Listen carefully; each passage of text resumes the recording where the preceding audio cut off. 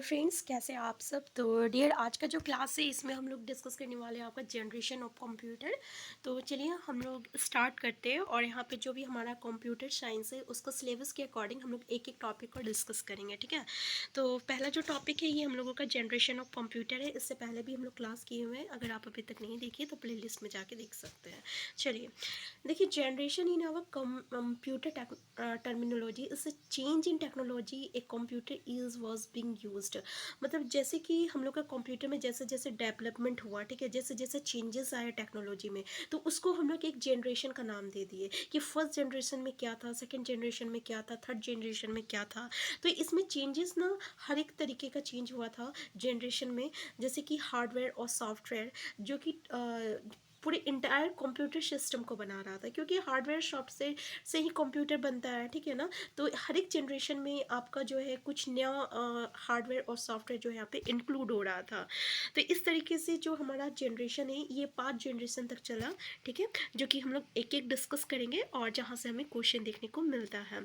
तो पहला जो जनरेशन है ये आपको हम लोग फर्स्ट जनरेशन कहते हैं। टाइमिंग पीरियड याद रखिएगा, इन 1946 से लेकर 1959 तक का जो टाइमिंग पीरियड था ये आपका फर्स्ट जनरेशन ऑफ कंप्यूटर हम लोग कहते हैं। और इस समय क्या आया था, इसमें वैक्यूम ट्यूब भी था, ठीक है। तो ये वैक्यूम ट्यूब बेस्ड था फर्स्ट जनरेशन। क्वेश्चन कहाँ से क्रिएट हो सकता है कि इसका टाइमिंग पीरियड क्या है और इसमें क्या जो है किस पे ये बेस्ड था, तो वैक्यूम ट्यूब था।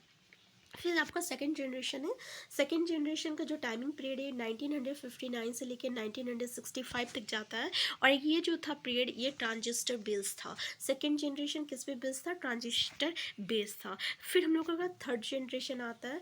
थर्ड जनरेशन जो है 1965 से लेकर 1971 तक था। और इस समय जो था इंटीग्रेटेड सर्किट जो है यूज़ हुआ था। मतलब थर्ड जनरेशन किस पे बेस्ड था, इंटीग्रेटेड सर्किट पे बेस्ड था। फिर जो था फोर्थ जनरेशन था। फोर्थ जनरेशन 1971 से लेकर 1980 तक का है। और इसमें जो है आपका VLSI माइक्रो प्रोसेसर बेस्ड है, ठीक है। क्या है आपका VLSI माइक्रो प्रोसेसर बेस्ड है। फिर इसके बाद हम लोगों का फिफ्थ जनरेशन आता है, जो कि 1980 के बाद से अभी का जो प्रेजेंट वाला पीरियड है, ठीक है ना, इसमें इसको हम लोग फिफ्थ जनरेशन कहते हैं। तो 1980 से लेके ऑनवर्ड्स। और ये जो था आपका ULSI माइक्रो प्रोसेसर बेस्ड है, ठीक है ना। तो इसको हम लोग क्या कहते हैं, वेरी लार्ज स्केल इंटीग्रेशन और ये अल्ट्रा लार्ज स्केल इंटीग्रेशन, ठीक है। तो चलिए स्टार्ट करते हैं कि फर्स्ट जनरेशन में सेकंड जनरेशन में क्या क्या था, ठीक है। तो यहाँ से जो है हमें आपका देखिए, अब फिफ्थ जनरेशन का तो टाइमिंग पीरियड भाई हमें पता है, कमेंट बॉक्स में जल्दी कीजिए। 1946 से लेकर 1959 जो टाइमिंग पीरियड था फर्स्ट जनरेशन कंप्यूटर था। इसमें क्या हम लोग का बेस था, वैक्यूम ट्यूब्स था, ठीक है। और इसमें जो है basic components for memory and circuit for CPU centre processing unit. This tubes like electric bulbs produce a lot of heat and the installation used to fuse frequently, therefore they were very expensive and only large organization were able to afford it। तो इसका क्या है कि यहाँ पे electric bulbs था इसमें, और ये बहुत हीट प्रोड्यूस करता था। और इंस्टॉलेशन जो था बार बार फ्यूज़ हो जा रहा था और काफ़ी एक्सपेंसिव था। और बहुत जो लार्ज लार्ज ऑर्गेनाइजेशन थे वही जो है इसको अफोर्ड कर पा रहे थे, क्योंकि काफ़ी एक्सपेंसिव थी, ठीक है। तो इस जनरेशन में क्या था कि आपका बैच प्रोसेसिंग सिस्टम यूज़ हुआ था, जैसे कि पंच कार्ड यूज़ हुआ था, paper tape and magnetic tape use हुआ था इनपुट और आउटपुट डिवाइसेस में। तो कंप्यूटर जो था इस जनरेशन का ये यूज़ किया था machine code as the programming language. अब बताइए कि फर्स्ट जनरेशन जो कंप्यूटर था वो क्या यूज़ किया था, तो मशीन कोड यूज़ किया था एज अ प्रोग्रामिंग लैंग्वेज। और इनपुट और आउटपुट डिवाइसेस के लिए ये क्या यूज़ किया था, तो आपका paper tape magnetic tape use किया था, पंच कार्ड यूज़ किया था, ठीक है। और इसमें इस जनरेशन में हम लोग कैसा operating system, batch operating processing operating system use हुआ था। तो हम लोग फर्स्ट जनरेशन में क्या देखें कि batch processing operating system use हुआ था, punch card paper tape magnetic tape जो है यूज़ हुआ था, इनपुट एंड आउटपुट डिवाइसेस। और इसमें ये मशीन कोड यूज़ किया था आपका प्रोग्रामिंग लैंग्वेज में, ठीक है। तो काफ़ी एक्सपेंसिव था, लार्ज ऑर्गेनाइजेशन केवल इसको अफोर्ड कर पा रहे थे। कुछ फ्यूचर से आपका फर्स्ट जनरेशन का, जैसे कि ये वैक्यूम ट्यूब टेक्नोलॉजी था, अनरिलायबल था, सपोर्टेड मशीन लैंग्वेज ओनली, ठीक है, मशीन कोड यूज़ कर रहा था, वेरी कॉस्टली था, फिर लॉट ऑफ हीट प्रोड्यूस कर रहा था, slow input and output devices था, साइज बड़ा था, और फिर need of AC, non portable था, मतलब एक जगह से दूसरी जगह में इसको कैरी नहीं कर पा रहे थे, ये बहुत सारे इलेक्ट्रिसिटी कंज्यूम्स कर रहा था, ठीक है। तो इसमें का कुछ एग्जांपल्स है फर्स्ट जनरेशन का, जैसे कि ईनियक है, एडवाक है, यूनिवैक है, और IBM 701, IBM 750। तो ये आपको याद रखिएगा कि फर्स्ट जनरेशन ऑफ कंप्यूटर में क्या क्या आता है भाई। तो ईनियक आता है, यूनिवैक आता है, ठीक है, ईनियक, यूनिवैक, एडवैक, और IBM 701, IBM 750, ये आपको फर्स्ट जनरेशन का कंप्यूटर था, ठीक है। तो फर्स्ट जनरेशन से जितने भी डाउट था क्लियर हो गया। अब सेकंड जो पॉइंट है ये हम लोगों का सेकंड जनरेशन है, ठीक है, सेकंड जनरेशन कंप्यूटर। ये जो सेकंड जनरेशन कंप्यूटर है इसका जो टाइमिंग पीरियड है 1959 से 1965 तक का था, जो कि पहले हम लोग डिस्कस कर चुके हैं। तो जल्दी से कमेंट बॉक्स में टाइप कीजिए 1959 से लेकर 1965 सेकंड जनरेशन कंप्यूटर, ठीक है। इसमें ट्रांजिस्टर हम लोग क्या यूज़ किए थे, इसमें ट्रांजिस्टर यूज़ हुआ था, यानी कि ट्रांजिस्टर बेस था। काफ़ी सस्ता था, लेस पावर भी कंज्यूम कर रहा था, कॉम्पैक्ट इन साइज भी था, मोर रिलेबल भी था, फास्टर था फर्स्ट जनरेशन कंप्यूटर में, जो कि फर्स्ट जनरेशन हम लोग का वैक्यूम ट्यूब से बना हुआ था। लेकिन इस जनरेशन में मैग्नेटिक कोर्स जो था यूज़ हुआ था एज ए प्राइमरी मेमोरी, और मैग्नेटिक टेप हो गया, और मैग्नेटिक डिस्क हो गया, ये सेकेंडरी स्टोरेज डिवाइसेस हम लोग यूज़ किए थे। तो हम लोग क्या देखे सेकेंड जनरेशन ऑफ कंप्यूटर में कि ये जो था ना ट्रांजिस्टर बेस था, और चीपर था, सस्ता था फर्स्ट जनरेशन के कंपैरिजन में, काफ़ी लेस पावर कंज्यूम कर रहा था, कॉम्पैक्ट साइज था, मोर कॉम्पैक्ट साइज था, मोर रिलेबल था, और फास्टर था फर्स्ट जनरेशन कंप्यूटर से। और इसमें जो था मशीन जो था, सॉरी, फर्स्ट जनरेशन किससे बना था, वैक्यूम ट्यूब से बना हुआ था, तो इससे ये फास्टर था, ट्रांजिस्टर बेस्ड, ठीक है। इस जनरेशन में हम लोग मैग्नेटिक कोर्स जो था ये यूज़ हुआ था प्राइमरी मेमोरी में, और सेकेंडरी मेमोरी के रूप में हम लोग क्या यूज़ किए थे, तो मैग्नेटिक टेप यूज़ किए थे और मैग्नेटिक डिस्क यूज़ किए थे, ठीक है। इस जनरेशन में आपका असेंबली लैंग्वेज जो था और हाई लेवल प्रोग्रामिंग लैंग्वेज जैसे कि फॉर्ट्रेन हो गया, कोवल हो गया, वो सब यूज़ हुआ था। तो कंप्यूटर्स यूज बेच processing and multi programming operating system. तो हम लोग क्या देखें कि इस जनरेशन में हम लोग कैसा प्रोग्रामिंग लैंग्वेज यूज़ किए थे, तो फॉर्ट्रेन किए थे, और क्या किए थे, कोवल किए थे, ठीक है। हाई लेवल प्रोग्रामिंग लैंग्वेज है ये फॉर्ट्रेन और कोवल। इसके अलावा हम लोग असेंबली लैंग्वेज भी यूज़ किए थे, यानी असेंबली लैंग्वेज और हाई प्रोग्रामिंग लैंग्वेज फॉर्ट्रेन और कोवल यूज़ किया गया था। और इस कंप्यूटर जो कंप्यूटर था ये यूज़ कर रहा था, बैच प्रोसेसिंग यूज़ कर रहा था, और multi programming operating system use कर रहा था, ठीक है। यानी जो सेकंड जनरेशन कंप्यूटर था क्या यूज़ कर रहा था, batch processing and multi programming operating system use कर रहा था। इसका फीचर्स क्या है आपका सेकंड जनरेशन का, तो ये आपका ट्रांजिस्टर यूज़ कर रहा था, ठीक है भाई, ये तो हमें पता है कि ट्रांजिस्टर यूज़ कर रहा था। और क्या देखे थे, हम ये भी देखे थे कि ये फर्स्ट जनरेशन से छोटा था, ठीक है। फिर ये भी देखे थे कि ये काफ़ी रिलेबल है फर्स्ट जनरेशन कंप्यूटर से। फिर ये भी देखे कि ये लो हीट प्रोड्यूस कर रहा, जनरेट कर रहा, लेस हीट प्रोड्यूस कर रहा। इसके अलावा हम लोग ये भी देखे कि ये लेस इलेक्ट्रिसिटी कंज्यूम कर रहा। इसके अलावा हम लोग ये भी देखे कि ये फास्टर था फर्स्ट जनरेशन कंप्यूटर से, ठीक है। लेकिन फिर भी ये बहुत महंगा था, ठीक है ना। और एससी रिक्वायर्ड कर रहा था, और supported machine and assembly language. तो ये था हमारा सेकेंड जनरेशन का कुछ फीचर्स था, ठीक है। ये भी काफ़ी कॉस्टली था। और इस जनरेशन में कौन कौन सा कंप्यूटर आता है, तो IBM 6020 आता है, IBM 7094 आता है, फिर CDC 1604 आता है, CDC 3600 आता है, और यूनिवैक 1108 आता है, ठीक है। तो ये इस जनरेशन का कुछ कंप्यूटर है, तो ये आपको याद होना चाहिए, कमेंट बॉक्स में टाइप करते जाइए जल्दी से। IBM 1620, IBM 7094, CDC 1604, CDC 3600, UNIVAC 1108, ठीक है। तो ये था सेकंड जनरेशन कंप्यूटर। अब हम लोग चलते हैं थर्ड जनरेशन कंप्यूटर। तो भाई थर्ड जनरेशन कंप्यूटर क्या है, तो सबसे पहले तो हम लोगों को पता है कि इसका जो टाइमिंग पीरियड है 1765 से लेकर 1700, sorry sorry sorry sorry sorry 1965 से लेकर 1971 जो है ये इसका टाइमिंग पीरियड है। गलती हो गया, स्लिप ऑफ टंग हो गया, सॉरी सॉरी सॉरी, फिर से 1965 से लेकर 1971, ठीक है, ये जो टाइमिंग पीरियड है ये हम लोगों का थर्ड जनरेशन ऑफ कंप्यूटर का था। और इसमें जो है इंटीग्रेटेड सर्किट यूज़ किया गया था, जो कि हम लोग सेकेंड जनरेशन में देखे ट्रांजिस्टर का यूज़ किया हुआ था, ठीक है। A single IC has many transistor, resistor and capacitors along with the associated circuitry. तो ये जो इंटीग्रेटेड सर्किट्स था ना, यानी एक सिंगल इंटीग्रेटेड सर्किट में बहुत सारे ट्रांजिस्टर था और रेजिस्टर भी था और कैपेसिटर भी था, ठीक है, ये तीनों चीज़ था और बहुत सारे एसोसिएटेड सर्किटरी भी था। तो आईसी जो था ना, इंटीग्रेटेड सर्किट, ये किससे कौन इन्वर्टेड सॉरी कौन इसको जो है इन्वेंटेड किया था, तो ये जैक किल्बी ने किया था। किसने किया था? जैक किल्बी ने किया था। और इसका डेवलपमेंट मेड कंप्यूटर्स, और इसी के कारण जो था ये स्मॉलर साइज हो गया, क्योंकि इससे पहले हम लोग देखे थे वो साइज सब बड़ा बड़ा था ना, तो इसका साइज जो है छोटा हो गया, ये रिलेबल हो गया, एफिशिएंट हो गया। और in this generation remote processing, time sharing and multi programming operating system where used.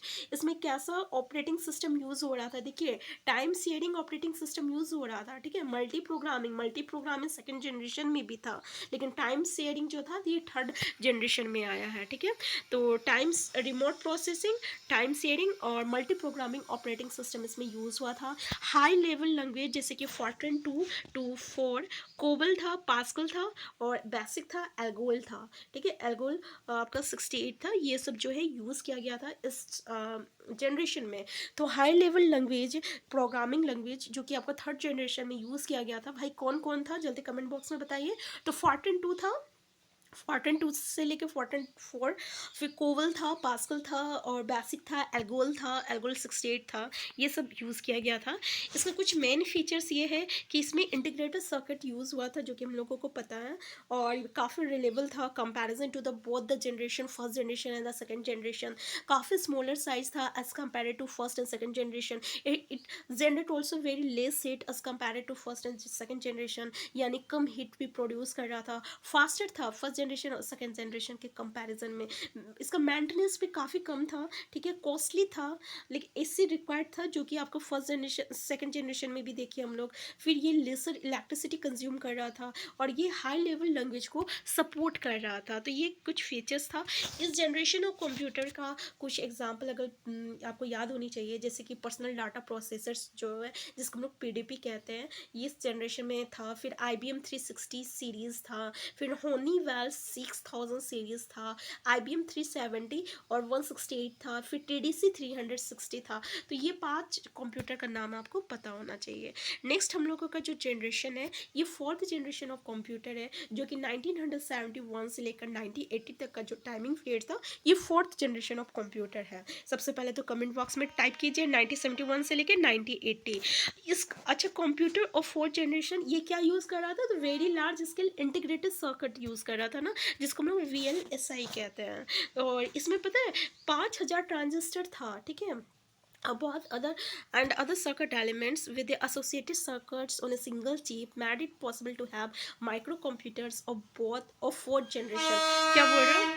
तो अभी हम लोग क्या देखें कि भाई ये जो very large scale integrated circuit जो है, क्योंकि इससे पहले तो हम लोग इंटीग्रेटेड सर्किट यूज़ किए थे जिसमें ट्रांजिस्टर था, कैपेसिटर था, ठीक है, लेकिन इसमें जो है आपका वेरी लार्ज जो इंटीग्रेटेड सर्किट है, इसमें जो है 5000 ट्रांजिस्टर है, देख सकते हैं आप, काफ़ी 5000 ट्रांजिस्टर है, अदर सर्किट्स है और बहुत सारा एसोसिएटेड सर्किट्स है, जो कि एक सिंगल चिप में आ रहा था, जिसके कारण जो है ये made it possible to have micro computers of fourth generation. तो फोर्थ जनरेशन ऑफ कंप्यूटर क्या था? काफ़ी पावरफुल था, कॉम्पैक्ट था, रिलेबल था, अफोर्डेबल था, ठीक है, यानी इसको इजिली जो है हम लोग परचेस कर सक रहे थे। और फिर जिसके कारण जो है it give rise to personal computer, PC जो पर्सनल हम लोग कहते हैं। और इसी जनरेशन में time sharing, real time networks, distributed operating system use हुआ था। और जितने भी हाई लेवल लैंग्वेज है, जैसे कि C हो गया, C++ हो गया, डाटाबेस हो गया, ये यूज़ किया गया था इसी जनरेशन ऑफ कंप्यूटर में, ठीक है ना। तो real time real time networks और टाइम शेयरिंग तो थर्ड जनरेशन में यूज़ हो गया था। यहाँ पर रियल टाइम नेटवर्क्स आया और डिस्ट्रीब्यूटेड ऑपरेटिंग सिस्टम आया, ठीक है, डिस्ट्रीब्यूटेड ऑपरेटिंग सिस्टम आया।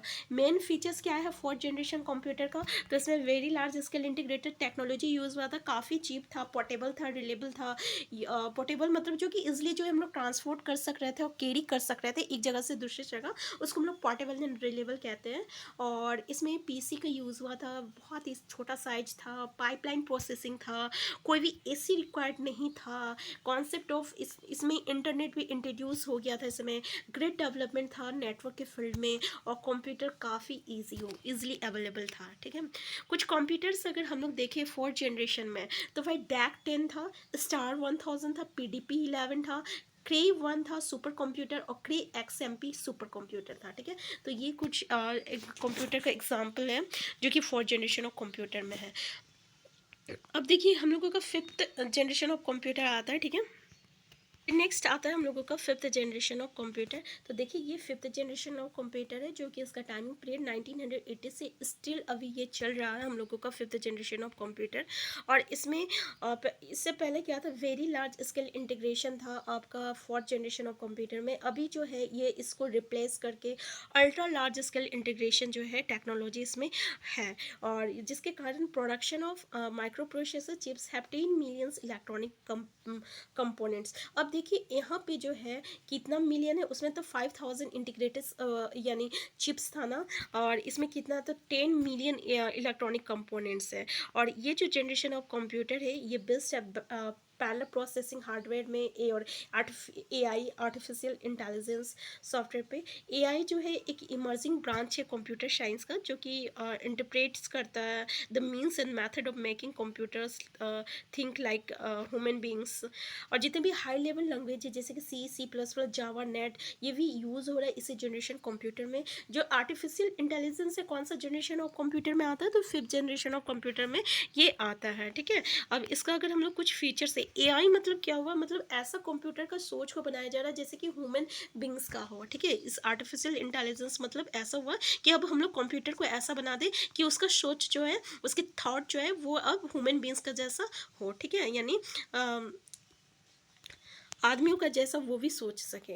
तो द मेन फीचर्स क्या है फिफ्थ जनरेशन का, कि अल्ट्रा लार्ज स्केल इंटीग्रेशन है, डेवलपमेंट है टू आर्टिफिशियल इंटेलिजेंस का, डेवलपमेंट है नेचुरल लैंग्वेज प्रोसेसिंग का, फिर एडवांसमेंट इन पैरेलल प्रोसेसिंग यहाँ पे यूज़ हो रहा था, फिर advancement in super conductor technology, फिर more user friendly interfaces with multimedia features, ability of very powerful and compact computers at cheaper rates.